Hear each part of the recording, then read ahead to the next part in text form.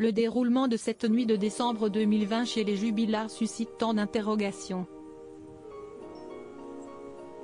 Le 13 décembre prochain, soit 2 ans après la disparition de Delphine, une reconstitution des faits aura lieu, à la demande des avocats de Cédric Jubillard. De quoi éclaircir ce qui a pu se passer dans cette maison de Cagnac-les-Mines. D'après le fils aîné du couple, Louis, l'infirmière a regardé avec lui, comme à leur habitude, l'émission La France a un incroyable talent. Il est parti se coucher mais a entendu ses parents se disputer. Une voisine a aussi fait part de ce dont elle se souvenait de cette soirée-là, comme on peut le lire dans le livre de Valentine Arama, journaliste du Point. Dans Delphine Jubillard, une disparition, enquête au cœur d'un fait divers, édition du Rocher, le témoignage d'une voisine de Cédric et Delphine fait part d'une situation qui n'a rien d'habituel.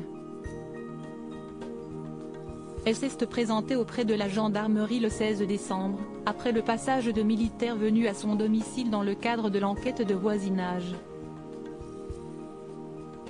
Cette femme raconte être sortie sur sa terrasse aux alentours de 23 h la veille pour fumer une cigarette. Elle explique avoir entendu des cris de femmes.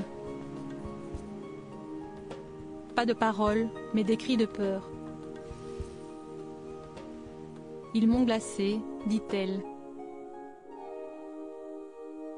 Selon elle, il ne pouvait s'agir que des cris d'une femme adulte. Elle a aussi entendu des aboiements de chiens. Ils étaient plusieurs mais elle ne peut pas dire combien, lit-on dans cet ouvrage. De quoi renforcer la thèse selon laquelle Delphine Jubillard n'a pas quitté son domicile de son plein gré, à l'inverse de celle de son mari actuellement en détention provisoire pour homicide par conjoint. Il a assuré qu'elle aurait pu partir en Espagne.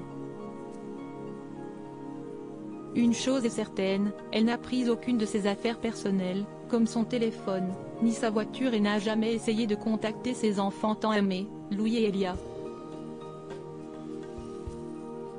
Pour l'accusation qui s'appuie aussi sur l'expertise psychiatrique du suspect numéro 1, le mobile du coupable idéal est clair, il ne surmontait pas le fait de voir sa femme, son grand amour de jeunesse, lui échapper et être prête à refaire sa vie avec un autre. Cédric Jubillard reste présumé innocent des faits qui lui sont reprochés jusqu'au jugement définitif de cette affaire.